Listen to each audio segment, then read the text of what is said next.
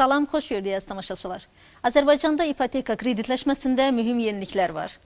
İpoteka kreditlərinin verilməsi qaydaları və şərtlərinə, o cümlədən güzəştli kreditlərdən yararlana biləcək şəxslərin siyasına dəyişiklik edilib. Bütün bunlar Prezident İlham Əliyevin imzaladığı Azərbaycan Respublikasında ipoteka kreditləşməsinin bəzi məsələləri haqqında fərmanda öz əksini tapıb. Bugünkü verilişimizdə əhalinin çoxdan gözlədiyi bu yeniliklər barədə bir müzakirə aparacağıq. Diqqətiniz bizdə olsun.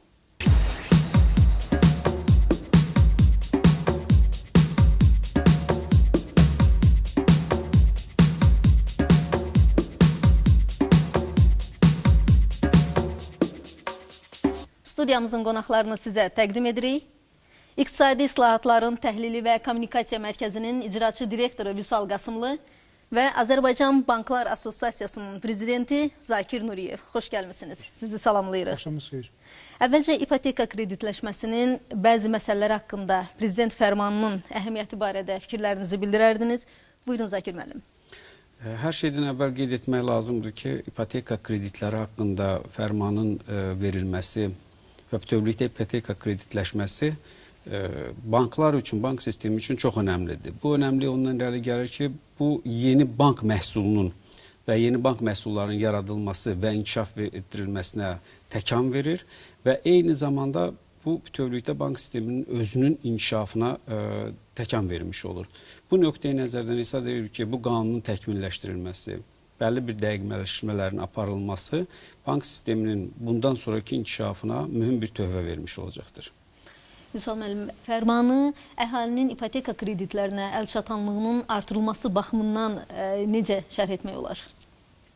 Əvvəla ipoteka sahəsində aparılan bu islahatlar ümumi islahatların, davamlı davam edən islahatların tərkib hissəsidir. Və ən ümdə vəzifə də ondan ibarətdir ki, əhalinin ipoteka kreditlərinin əlçatarlığı artsın. Bunun üçün konkret olaraq əvvəlki qanunvericiliyindən fərqli olaraq bir neçə qrup əhali ipoteka kreditləri, o cümlədən sosial ipoteka kreditləri ala biləcək. Məsələn, 3 il ümumi təhsil məktəbində işləyən müəllim ipoteka kreditinə əlçatar olacaqdır. Bəli, o müəllimlərin bu siyahıya əlavə edilməsi çoxdan gözlənilən və arzulanan bir məqam idi. Tamamilə doğrudur. 100 minlərlə təhsil işçisi var və bu baxımdan onların ipoteka kreditinə əlçatarlığı çox vacib əhəmiyyət kəsb edirdi. Yeniliklərdən biri ondan ibarətdir ki, artıq bahalı mənzillər yox, orta qiymətli mənzillər və daha aşağı qiymətli mənzillər ipoteka krediti üçün əlçatar olacaq və bu əhalinin daha çox az təminatlı və orta təbəqəsinin üçün yaradılmış əlavə imkandır. Çünki hər bir bölgə üzrə Bakı şəhəri və yaxud da ki, regional şəhərlərimizdə orta qiymət müəyyənləşdiriləcək və orta qiymətdən baha olanda, yəni ona ipoteka krediti verilməyəcək. Üçüncü bir məsələ elektron ipotekanın tətbiqidir. Çünki elektron ipoteka artıq həm əhalinin, belə deyək ki, çox saylı prosedurlardan müəyyən dərəcədə azad olunması deməkdir və həm də ki, daha rahat şəkildə real vaxt rejimində banklara müraciət eləməsi və ipoteka kreditini alması üçün şərait yaradacaq. Eyni zamanda prosesin daha da şəffaflaşmasına gətirəcək. Tamamilə doğrudur. Daha şəffaf və hesabatlı bir sistem yaranacaq və real vaxt rejimində müraciət edilmə artıq bir siyahını formalaşdıracaq ki, hansı siyahı üzrə deməli ipoteka krediti verilə bilər.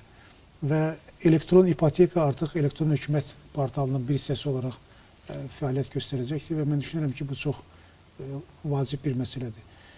Daha bir məsələ əhalinin əlçatarlığının artırılması üçün düşünürəm ki, ipoteka faizlərinə bağlı olacaq. Hələlik yeni qanunvericiliyə görə ipoteka faizləri konkretləşməyib, amma Müşahidə Şurası ipoteka faizlərini ölkədəki sosial-iqtisadi şəraitə uyğun olaraq müəyyənləşdirəcək. Və mən düşünürəm ki, bu daha çox əhalinin xeyrinə ola biləcək bir faizlər olacaq. Yəni faizlərin bir qədər ucuzlaşacağını gözləmək olarmı? Gəlin belə danışaq. Yəni əsas məsələ burada dövlətin ipoteka kredit verilməsində böyük gəlir götürməsi, ümumiyyətlə gəlir götürməsi deyil. Dövlət bu proqramı məhz ona görə həyata keçirir ki, əhali mənzilinə təmin olunsun. Və banklar da bu məsələdə dövlətdə həmişə dəstək olurlar və bundan sonra da dəstək olacaqlar. Və ona görə də mən düşünürəm ki, müəyyən olunacaq faizlər əhalinin əlçatarlığını daha da artıracaqdır. Yəni bu baxımdan imkanlar genişlənəcəkdir. Eyni zamanda ipoteka krediti götürərkən ilkin ödəniş məsələsindən bağlı artıq daha münbit şərait yaranır. Çünki 85%-ə qədər ipoteka krediti götürülür. Yalnız 15% deməli ki, ilkin ödəniş olacaq. Əlbəttə, burada bir 15-25% məsələsi var, amma bütün hallarda dövlət çalışacaq ki, mümkün qədər ilkin ödənişi az olsun. Yəni, əhali daha az ilkin ödəniş edərək daha yaxşı bir şəkildə deməli, ipoteka kreditini əldə edə bilsin. Eyni zamanda burada ilkin ödəniş məbləğinin konkretləşməsi yəqin ki, öz müsbət təsirlərini həm də onda göstərəcək ki, bəzi banklar bəzən ilkin ödəniş üçün daha çox məbləğ tələb edirdilər. Bilirsiniz, əgər söhbət dövlət ipoteka proqramından gedirsə, bu əvvəlkində də, indikində də ilkin ödənişlə bağlı, belə deyək ki, müəyyən bir marjalar, müəyyən bir həddlər müəyyənləşdirilmişdi. Sadəcə indiki halda 15-25% arasında olması, yəni ki, bu onu göstərir ki, dövlət elə uzun müddət, yəni ilkin ödənişlə bağlı əhalinin maraqlarından çıxış eləyərək aşağı ödənişlə əhalinin daha mənzili əlçatarlığını daha da artırmaq istəyir. Əlbəttə, kommersiya banklarının da özləri kredit verərkən bu tamamilə, yəni ki, bankın özünün bazar tələb və təklifi və digər məsələlər nəzərə alaraq təklif elədiyi ipoteka şərtləri olacaqdır. Bütövlükdə indiki ipoteka islahatının ən böyük məqsədi əhalini daha yaxşı və daha tez mənzilindən təmin etməkdən ibarətdir. Zakir müəllim, kimlər ipoteka kreditlərindən yararlana biləcək? Burada kriteriyalar nədən ibarətdir?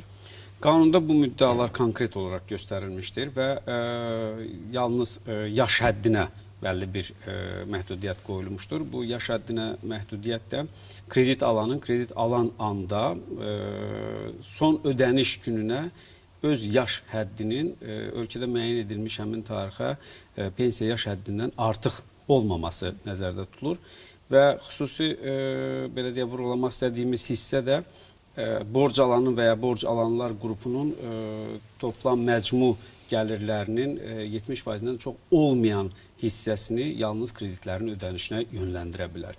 Yəni burada bilirsiniz, ipoteka kreditləşməsində bu dəqiqləşmələr və daha bir çox belə deyək, bayaq qeyd edildiyi kimi şəffaflığın artırılmasına yönəldilmiş addımlar həm də ona xidmət edəcək ki, insanlar ipoteka kreditləri aldıqdan sonra yenidən banklarla problemli kreditlər mövzusuna və ya problemli kreditə çevrilməməsi üçün belə deyək, ilkin şərtlər olduqca aydın və dəqiqləşdirilmiş şəkildə müəyyən edilmişdir. Və hesab edirik ki, bu cür dəqiqləşmənin, bu cür çox konkret bir şəkildə həm sənədlər toplusunun, həm gəlirlərin məbləği, həm borc alanlara qarşı olan tələblər, eyni zamanda bankların da hazırda qəbul edilmiş məsuliyyətli kreditləşmə siyasəti prinsiplərinə tam uyğun gəlir və bunun ikisinin vəhdəti imkan verəcək ki, biz bugündən sonra verdiyimiz ipoteka kreditləri üzrə gələcəkdə müştərilərlə aramızda hər hansı bir problemlər yaşanmış olmasın. Yəni həm də bank-müştəri münasibətlərinə bir aydınlıq gətirir və eyni zamanda onların çox dəqiq və aydın prosedurlar üzərində olması göstərilmişdir. Və Üstal müəllim qeyd etdiyi kimi, burada çox önəmli məsələlərdən birisi də elektron ipoteka sisteminin yaradılmasıdır. Hansı ki, imkan verəcək ki, həm müştəri, həm bank bu fəaliyyətdə kifayət qədər şəffaf hərəkət edə bilsin, müştəri ona kreditin verilməsi və ya verilməməsi haqqında qərarları elektronik olaraq əldə edə bilsin və o tam aydın şəkildə hansı hərəkətlərin və addımların nə üçün həyata keçirildiyini görmüş ola bilsin. Eyni zamanda çox dəqiq və aydın şəkildə göstərilmiş sənədlər toplusu imkan verəcək ki, müştəri artıq özü həmin deyək ki, portal vasitəsilə ona zəruri olan, təqdim etməli olduğu sənədləri özü seçib, özü təqdim etməli və bu da, belə deyək də, müştəri və bank arasındakı münasibətlərin daha da şəffaflaşmasına xidmət etmiş olacaqdır. Zakir müəllim, burada vətəndaşın əmək haqqısının məbləği nə kimi rol oynayır? Və burada da hər hansı bir, belə deyək, kriteriya burada nəzərə alınırmı, tələb olunurmu? Burada mühüm əhəmiyyət kəsb edən təbii ki, hər zaman üçün, xüsusən dövlət qulluğunda olan və xüsusən sosial ipotekalarda təbii ki, əhalinin gəlirləri ən mühüm əhəmiyyət kəsb edən hissədir və bütövlükdə dediyim kimi borcalan qrupunun toplam gəlirlərinin 70%-dən artıq olmayan hissəsinin yalnız kreditin ödənilməsinə yönəldilə bilər. Eyni zamanda burada sahibkarlıq fəaliyyəti ilə məşğul olan şəxslər üçün də geniş imkanları yaradır və eyni zamanda sahibkarlıq fəaliyyətinin də daha da şəffaflaşmasına xidmət edən bir sənəd var. Bu sənəd ondan ibarətdir ki, o həm vergi uçotunda durması haqqında şəhadətnamənin surətini təqdim etməlidir. Eyni zamanda vergi bəyannaməsinin surətini elektronik olaraqdan və ya elektron hökumət portalı işə düşənə qədər birbaşa banka təqdim etməlidir. Bu həm eyni zamanda bir neçə sosial məsələnin həllini, iqtisadi və sosial məsələnin həllini həyata keçirmiş olacaq.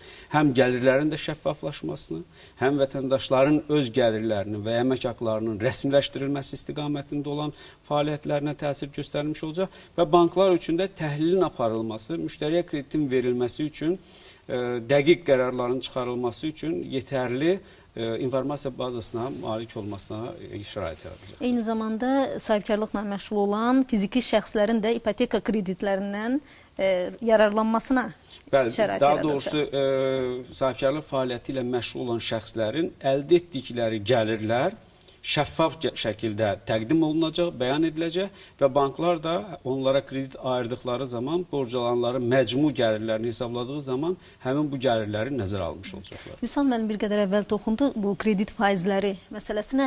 Bəs banklar kredit faizlərinin aşağı salınmasına necə yanaşırlar? Məsələ bundadır ki, həm bundan əvvəl mövcud olan qanunda, həm yeni qanunda banklar cəmiyyət qarşısında, yəni ipoteka fondu açıq səhmdar cəmiyyəti qarşısında yenidən maliyyələşmə fəaliyyətini həyata keçirdikləri zaman kredit faizləri kotirovka dərəcəsinin yenə də əvvəlki kimi 70% həcmində müəyyən ediləcək və bu da imkan verəcək ki, bankların fonddan aldıqları vəsait və müştərilərə verdikləri vəsait arasındakı fərq bankların öz çəkdikləri xərclərin və bu fəaliyyətdən gəlir əldə etməsinə köməklik göstərəcək. Yəni həm köhnə qanunda, həm yeni qanunda bu mexanizm dəqiq və aydın şəkildə göstərilmişdir və bu bankların belə deyək də gəlirliyinə və yaxud fəaliyyətinə, bu fəaliyyətə çəkəcəyi xərcləri qarşılamağa yetəcəkdir. Lakin faizlərin aşağı salınması və Vüsal müəllim də qeyd etdiyi kimi bu cəmiyyətin müşahidə şurasının qərarının əsasında baş verəcəkdir. Banklar həmin qərar nə qədər olacaqsa, məhz maksimum olaraqdan həmin qərarda göstərilmiş faizdə və müddətə bu kreditləri vermiş olacaq. Keçmiş qanundan, hazırki qanunun fərqli cəhətləri müddət olaraq ondan ibarətdir ki, artıq yeni sosial və güzəştli ipoteka kreditlərində müddət 30 ilədək artırılmış və mövcud kreditlərdə isə 25 müddət olaraq saxlanılmışdır. Və bu imkan verəcək ki, dediyim kimi, həm cəmiyyət gəlirini nə qədər aşağı salarsa, faizləri nə qədər aşağı salarsa, bankların əldə edəcəkləri marja və xərcləri qarşılamaq üçün yetərli həcmdə orada marja fərqi qalmış olsun deyə. Vüsal müəllim, bəs az təminatlı ailələrin belə deyək, ilkin ödəniş məbləğinin ödənilməsi ilə bağlı zəmanət fondunun yaradılmasına necə? Gələcəkdə baxıla bilərmi? Ümumiyyətlə buna nə dərəcədə ehtiyac duyulur? Bilirsiniz, dövlətin bu sahədə apardığı siyasət kompleks siyasətdir. Yəni, ipoteka kreditləşməsi indiki halda daha çox belə deyək ki, orta təbəqə üçün hesablanmış bir adımdır.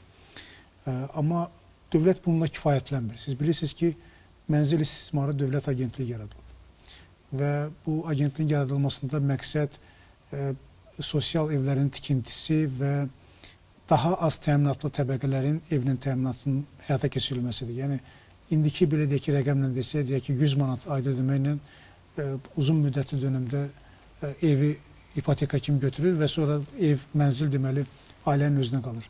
Yəni, görürsünüz, iki mexanizm bərabər fəaliyyət göstərir. Yəni, həm ipoteka mexanizmi, həm də ki, Mənzil İstismarı Dövlət Agentliyi üzrə tikilən evlər. Sosial mənzillər layihəsi. Tamamilə sosial mənzillər layihəsi ki, bu iki layihə birlikdə əhalinin mənzil təminatının yaxşılaşdırılmasına belə deyək ki, zəmanət yaradır.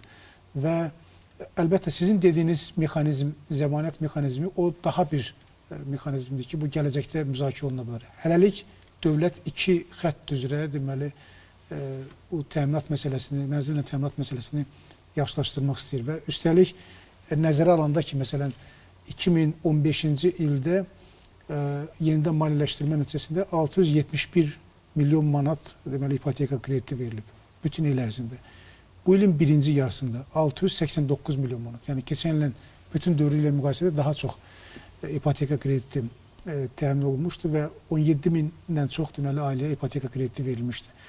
Və getdikcə də bu belə deyək ki, əhatə dairəsini genişləndirməkdədir. Və mənzil istismarı Dövlət Agentliyinin layihəsi tam gerçəkləşəndən sonra, mənzillər hazır olandan sonra isə bu məsələ daha geniş əhatədə olacaqdır. Bu bir. İkinci, dövlət burada təkcə Bakı ilə kifayətlənmir. Yəni yeni ipoteka qanunvericiliyində də və eyni zamanda mənzil istismarı Dövlət Agentliyinin xətti ilə tikilən evlərdə də regional inkişaf məsələsi diqqət mərkəzindədir. Yəni evlər təkcə Bakıda tikilməyəcək, həm də regionlarda tikiləcək və elə planlaşdırılacaq ki, bu ölkənin iqtisadi inkişafına uyğun olsun. Yəni bu miqrasiya vektorları iqtisadi inkişaf vektorlarına üstə düşməlidir. Hardakı iş yerləri yaradılacaq. Orada da deməli bu dövlətin mənzil təminatı siyasəti o istiqamətə yönələcəkdir.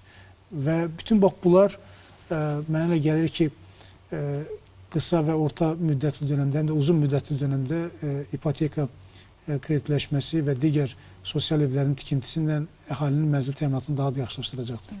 Misal müəllim, bəs kreditin məbləği, ipoteka kreditinin məbləği nə qədər olacaq? Çünki indiyədək səslənən təkliflərdən biri də kreditin məbləğinin mənzil bazarındakı qiymətlərə uyğunlaşdırılması idi.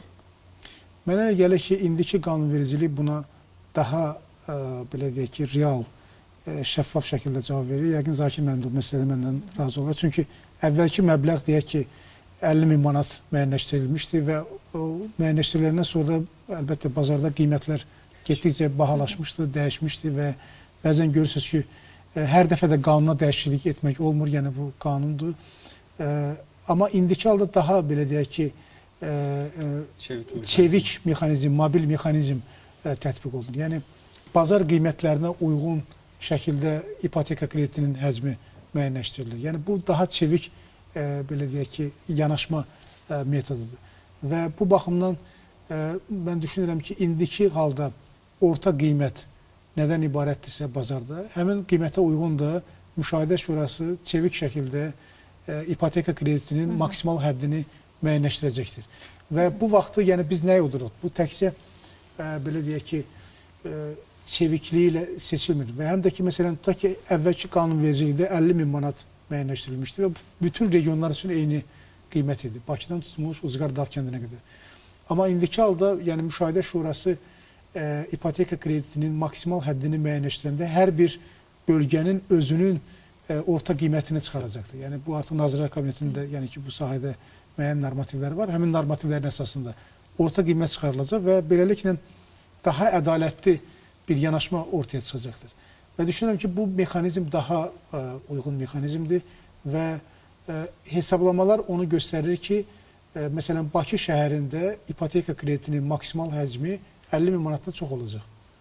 Çünki biz qiymətləri təxminən Bakı şəhərində bilirik, Bakı şəhərində qiymətləri bilirik və biz bilirik ki, 50 min manatla deyək ki, 7-ci zonada yerləşən ərazidən hansısa bir deyək ki, bina evini və yaxud da ki, kupsası olan, sənədi olan digər mənzili almaq mümkün olmayacaq. Amma ona görə də maksimal məbləğin daha çox olması gözlənilir.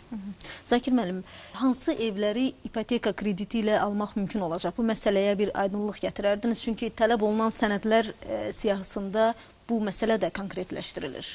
Bəli, burada həm bundan əvvəlki qanunda və mövcud olan qanunda və yeni qanunda bu məsələ dəqiq və aydın şəkildə göstərilmişdir. Kreditlər yalnız dövlət qeydiyyatına rəsmi alınmış və mülkiyyət hüququ dövlət qeydiyyatına rəsmi alınmış mənzillərə veriləcəkdir. Və bu, çünki bu belə şəkildə olmadıqda banklar həmin mənzilləri və ya girov qoyulacaq əmlakı girova ala bilmirlər. Bunun üçün bu qanunda da bu məsələ dəqiq və aydın şəkildə göstərilmişdir ki, üzərindəki mülkiyyət hüququ dövlət qeydiyyatına alınmış mənzillərə yalnız kreditlər veriləcəkdir. Və Nazirlər Kabineti tərəfindən mənzillərin hər kvadrat metri üçün orta qiymətin müəyyənləşdirilməsi məsələsi prosesə nə kimi təsir göstərəcək? Bu məsələyə yanaşmanız necədir? Bu məsələyə Vüsal müəllim dediyi kimi yeni qanunun özəlliyi ondan ibarətdir ki, istənilən dəyişən bazar konjunkturası şəraitində Müşahidə Şurası operativ olaraqdan bu məsələyə baxa biləcək və qiymətləri daima tənzimləyə biləcək. Yəni burada hər hansı bir mütləq və 1 il üçün və yaxud 5 il üçün müəyyən ediləcək hər hansı bir fiks qiymətdən söhbət getmir. Söhbət dəyişən bazar şəraitinə uyğun olaraqdan, bazar qiymətlərinin dəyişməsinə uyğun olaraqdan ipotekaların maksimum məbləğinə yenidən baxılmasına şərait yaradır. Və bu şərait yaradılması da imkan verəcək ki, bayaq dediyiniz vətəndaşları daha çox narahat edən fiks rəqəmlərdən uzaqlaşmış olacaq. Yəni bütün bunlar, belə deyək, Nazirlər Kabineti tərəfindən bu orta qiymətin müəyyənləşdirilməsi mənzil bazarındakı süni, bəzən şişirdilmiş qiymətlərin ucuzlaşmasına, ümumiyyətlə bu sahədə bir nizam yaranmasına necə təsir göstərəcək? Siz çox maraqlı bir məqama toxundunuz. Ümumiyyətlə, əvvəllər adətən belə bir yanaşma var idi ki, ipoteka kreditləşməsinin hər növbəti dalğasından sonra mənzil bazarında dərhal bir canlanma olurdu və bu daha çox özünü qiymətlərin daha da yüksəlməsində göstərirdi. Amma indiki halda mənə də gəlir ki, dövlətin həm tələb, həm də təklif nöqteyi nəzərindən bu məsələyə yanaşması qiymətləri tənzimləyəcək. Çünki yəni, mənzil istismarı üzrə dövlət agentliyinin xətti ilə tikilən sosial evlər bu daha çox bazara təklif istiqamətində yanaşmadır.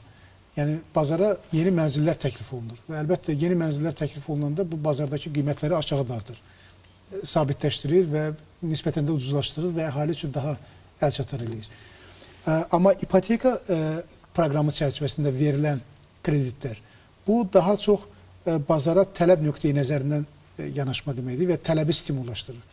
Və beləliklə dövlətin, yəni siyasətinin ən böyük uğuru ondan ibarətdir ki, həm təklifi, həm də tələbi stimullaşdırmaqla bazarda bir tarazlıq nöqtəsinin tapılmasına xidmət edir. Balans yaradacaq. Yəni, bu da qiymətlərin nizamlanmasına gətirib qiymətlərin sabit olmasına gətirib çıxaracaq. Yəni, elə bir qiymət müəyyənləşməlidir ki, bu qiymət həm tikinti şirkətlərinin, həm bankların, həm əhalinin maraqlarına uyğun olsun. Yəni, bunlardan hansınsa birinin marağına kəskin şəkildə uyğun olsa, digərlərinə uyğun olmasa, bu bazar üçün ədalətli qiymət deyil. Və indiki yanaşmanın özəlliyi də ondan ibarətdir ki, qiymətlər daha ədalətli şəkildə tənzimlənəcək və bu bütün hallarda nə imkan verməyəcək ki, hansısa tikinti şirkətləri həddindən çox gəlir götürsünlər və yaxud da ki, həddindən çox ziyana düşsünlər. Digər tərəfdən isə eyni məsələni biz banklara da tətbiq edə bilərik ki, banklar bu sabit qiymətlərdən daha çox qazanacaqlar. Çünki bank yalnız o vaxt qazanır ki, onun müştəriləri tədqiyə qabiliyyətlərini itirmirlər. Yəni, o tədqiyə qabiliyyəti ola bilsin ki, yüksək faiz verib, amma əgər tədqiyə qabiliyyəti yoxdursa, aydın məsələ ki, bank bundan uzaqdır. Bank özü də maraqlıdır ki, elə bir qiymətlər müəyyənləşsin, elə bir faiz dərəcələri müəyyənləşsin ki, müştəri tədqiyə qabiliyyətini itirməsin və daimi uzun müddətli tədqiyə qabiliyyətində olsun. Əhali üçün isə bu ümumiyyətlə xeyirdir. Çünki əhali bilavasitə uyğun qiymətə mənzilləri əldə etmək imkanı əldə edəcəkdir. Yəni, orta qiymətdən yüksək təklif olunan mənzilə ipoteka krediti verilməyəcək. Bəli, bir mənalı şəkildə bu qanunda göstərilmişdir. Yalnız və yalnız həmin bu qeyd edilən şərtlərə cavab verən mənzillərə və gəlirlikləri uyğun olan şəxslərə kreditlərin verilməsi həyata keçiriləcək. Füzal müəllim, uyğun qiymətə mənzillə təminat məsələsi eyni zamanda milli iqtisadiyyatın və iqtisadiyyatın əsas sektorları üzrə strateji yol xəritəsinin başlıca istiqamətləri sənədində də öz əksini tapıb. Deməli, dövlətimiz qısa, orta və uzun müddətli dövrdə mənzillə təminat məsələsini, belə deyək, prioritet istiqamət kimi saxlayacaq. Tamamilə doğrudur. Siz bildiyiniz kimi Milli İqtisadiyyatın strateji yol xəritəsində 11 istiqamət var və bu istiqamətlər içərisində uyğun qiymətə mənzillə təminat istiqamətlərdən biridir. Yəni 11 istiqamətdən biridir və bu onu göstərir ki, dövlət təkcə bugünkü ipoteka mexanizmi və yaxud da ki, mənzil istismarı dövlət agentliyi xəttindən təklif olunan mexanizm, sosial evlər mexanizmindən deyil, gələcəkdə daha geniş proqram şəklində bu məsələyə yanaşmanı həyata keçirəcəkdir. Çünki mənzil təminatı sosial rifahın əsasıdır. Yəni, mənzil təminatı olmadan biz işçi qüvvəsini lazım istiqamətə yönəldə bilməyəcəyik və əgər nəzərə alanda ki, Azərbaycanda yeni iqtisadi model qurulur və bu yeni iqtisadi modeldə sektorların xüsusi çəkiləri dəyişir. Belə deyək ki, qeyri-ticari sektorlardan əhalinin əmək qüvvəsinin ticari sektorlara axını baş verir. Yəni, xüsusən də ki, sənaye, kənd təsərrüfatı, yəni inşaat, yəni bilavasitə bu ticari sektorlarla bağlı məsələlərə daha çox önəm verilir. Onda dövlət bu mənzil proqramını o şəkildə həyata keçirir ki, bu iqtisadiyyatın ümumi inkişaf dinamikasına uyğun olsun. Yəni o yerlərdə ki, mənzil tikilməlidir ki, o yerlərdə yeni iqtisadiyyat gücləri yaradılacaqdır. Və bu baxımdan mənzil təminatının strateji yol xəritəsinə salınması təsadüfi deyildi. Bu məsələnin bir tərəfi, ikinci bir tərəfi isə bu sosial bir məsələdir. Yəni ki, əhali nə qədər çox mənzillə yüksək səviyyədə təmin olunsa, bir o qədər də deyək ki, mənzil icarəsinə verdiyi xərclər azalacaqdır. Və bu xərclər sonradan ailənin özünün inkişafına, ailənin deyək ki, təhsil xərclərinə, səhiyyə xərclərinə və digər bu kimi xərclərə istiqamətlənəcək ki, bu cəmiyyətin özəyini təşkil edən ailə institutunun daha da güclənməsi deməkdir. Təhsil səviyyəsinin güclənməsi deməkdir. Yəni, sağlamlığın artması deməkdir. Bütün bunlar isə bizim xərclərimizi azaldır. Çünki biz nə qədər çox sağlam, nə qədər çox təhsilli olacaqsa, bizim iqtisadiyyata geri qayıdışımız və iqtisadiyyata verəcəyimiz töhfə də bir o qədər çox olacaqdır. Yəni, bu sıradan bir, belə deyək ki, sosial məsələ deyildir. Və üçüncü bir məsələ isə regional balanslı, tarazlı inkişaf nöqteyi nəzərindən də mənzil proqramının çox böyük əhəmiyyəti vardır. Yəni, dövlət uzun müddətli dönəmdə, deyək ki, Almaniya, İsrail və digər ölkələrin təcrübəsi də və Türkiyənin məsələn təcrübəsi də onu göstərmişdir ki, regional inkişafın təmin olunmasında mənzil təminatı çox vacibdir. Əgər bu günləri biz gənc mütəxəssisə, regionda iş təklif eləyiriksə, amma mənzil yoxdursa, bu çox çətin olacaq, onun regiona bağlanması. Və bu baxımdan indiki bu mexanizmlərin bir üstünlüyü də ondan ibarətdir ki, o cümlədən strateji yol xəritəsində nəzərdə tutulmuş mexanizmin insanların regionallar istiqamətində istiqamətləndirilməsini təmin edəcək. Yəni, Bakının həddindən çox yüklənməsi, həddindən çox ifrat urbanizasiya məsələsi mənzil proqramının həyata keçirilməsinin təmin olunacaqdır.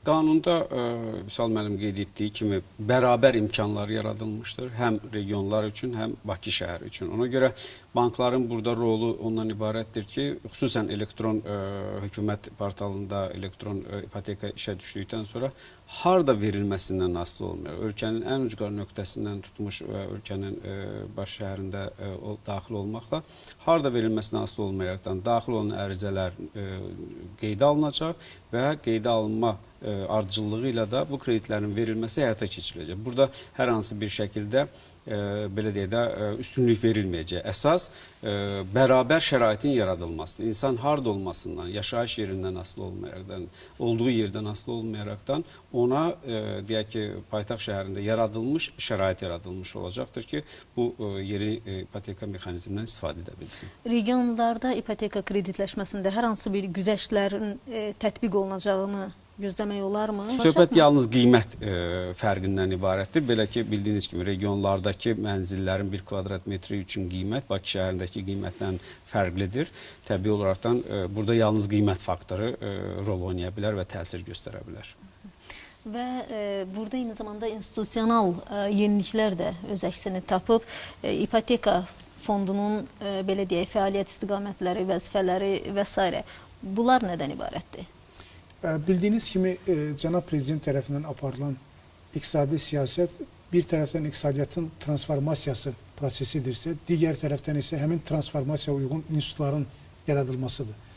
Və bu nöqteyi nəzərindən ipoteka deməli, islahatlarının tərkib hissəsi olaraq institusional islahatlar həyata keçirilmişdir. Artıq ipoteka fondu müstəqil bir təşkilat kimi fəaliyyət göstərir. Onun nizamnaməsini sədrin müavinlərini, müşahidə şurasını Cənab Prezident müəyyənləşdirir və bu ipoteka fondunun əhəmiyyətinin daha da artırılmasıdır. Yəni, bu institusional islahatın mahiyyəti ondan ibarətdir ki, ipoteka fondu əvvəlkinə nisbətən daha əhəmiyyətli bir institut halına gətirilir və bu əhəmiyyətli institut olaraq artıq həm də bazar iştirakçısına çevrilir, bir maliyyə institutu olaraq bazar iştirakçısına çevrilir. Çünki indiki halda ipoteka fondu daha çevik şəkildə bazar instrumentlərdən istifadə edərək vəsaitlərin cəlb olunması, özə təkcə deyək ki, dövlət vəsaitlərini ümidinə qalmamaq şərtindən, həm də bazardan vəsaitlərin cəlb olunması, xarici bazarlardan vəsaitlərin cəlb olunması, yəni daha müstəqil bir, belə deyək ki, bazar oyunçusuna çevrilməsi üçün institusional zəmin yaradılıbdır. Və bu institusional zəmin mənə gəlir ki, uzun müddətli dönəmdə özünün effektini daha aydın şəkildə göstərəcək ki, ipoteka fondu təkcə dövlət büdcəsindən cəlb etdiyi vəsaitləri yox, həm də ki, yerli və xarici bazarlardan cəlb etdiyi vəsaitləri mənzil tikintisinə istiqamətləndirməklə daha böyük səmərə gətirəcəkdir. Və bunun üçün də mənə gəlir ki, ipoteka fondunun indiki, belə deyək ki, statusu daha uyğun bir statusdur, nəinki əvvəlki status. Əlbəttə, ilk dönəmdə o status lazım idi. Yəni, müəyyən bir mərhələyə gəlib çatana qədər. Artıq, yəni biz iqtisadi inkişafın o mərhələsindəyik ki, ipoteka institutu özü də institusional olaraq bir addım keçsin qabağa və daha bir müstəqil, belə deyək ki, bazar oyuncusu kimi məsələləri təmin etsin. Və eyni zamanda statusun bu şəkildə, belə deyək ki, yüksəlməsi digər dövlət orqanlarından da münasibətlərdə, deməli, ipoteka fondu üçün keyfiyyətcə yeni bir mərhələnin açılması deməkdir. Və mən düşünürəm ki, indiki halda korporativ idarə etmə nöqteyi nəzərindən biz bu məsələyə yanaşsaq, artıq ipoteka fondu uzun müddətli dönəmdə tamamilə düzgün relsin üzərində yerləşdirilmişdir və bu ipoteka sahəsində, mənzillə təminat sahəsində daha səmərəli bir yol sayıla bilər. Zakir müəllim, ipoteka fondu ilə banklar arasındakı münasibətlər necə tənzimlənəcək? Burada demək olar ki, münasibətlərin tənzimlənməsi əvvəl mövcud olan qaydada davam edəcəkdir. Belə ki, yenə də banklarla fond arasında həm baş saziş imzalanacaq və eyni zamanda kreditlərin verilməsi üzrə müqavilələr imzalanacaq və yenilik sadəcə olaraqdan yenidən maliyyələşmə, yenidən hüquqların verilməsi üzrə, ikinci hüquqların verilməsi üzrə xərclərin banklar tərəfindən qarşılanması həyata keçiriləcək. Qalan məsələlərdə isə fondla banklar arasında olan münasibətlər əvvəlki olan mexanizmdə davam edəcəkdir. Lakin elektron ipotekanın tətbiqi ilə bu daha da şəffaf və daha da operativ şəkildə bir çox məsələlərin həllinə şərait yaranacaq. Yəni, yenə də müvəkkil banklar seçiləcək və kreditlər o banklar vasitəsilə veriləcək. Hər bir banklar üçün limitlər müəyyən ediləcək və həmin limitlər çərçivəsində banklar ipoteka fondunun ayırdığı vəsaitlərdən istifadə edə biləcəklər. Və son olaraq ipoteka kreditləşməsindəki bu yeniliklər, islahatlardan, onların icrasından gözləntiləriniz nədir? Qısa olaraq fikirlərinizi alaq. Əsas gözlənti ondan ibarətdir ki, əhalinin mənzillə təminatı yaxşılaşacaq. İkinci gözlənti ondan ibarətdir ki, bu institusional bir islahat olaraq Azərbaycanda maliyyə bazarının daha da inkişafına öz töhfəsini verəcəkdir. Buyurun Zakir müəllim. Bu tikinti sektorunun canlanmasına gətirib çıxaracaq və tikinti sektoru bugün bizim iqtisadiyyatımızın xüsusi aparıcı bir sahəsindən birisidir və məşğulluğun özünün artımına bir stimul vermiş olacaq və eyni zamanda banklar üçün də yeni bank məhsullarının inkişaf etdirilməsinə və müştərilərlə münasibətlərin daha şəffaf qurulmasına şərait yaradan bir məsələ olacaqdır. Və sonda eyni zamanda onu da qeyd etmək olar ki, bütün bunlar əhalinin mənzil probleminin həllinə, belə deyək, yaşayış şəraitinin və ümumilikdə nəticə etibarilə sosial rifahının yaxşılaşmasına öz müsbət təsirlərini göstərəcəkdir. Bu qədər, çox sağ olun. Təşəkkür edirəm studiyamıza gəldiyinizə görə. Hörmətli tamaşaçılar, siz diqqət mərkəzi verilişini izlədiniz. Bugünkü verilişimizdə ipoteka kreditləşməsində nəzərdə tutulan mütərəqqi yeniliklərdən danışdıq. Növbəti verilişdə görüşənədək salamat qalın.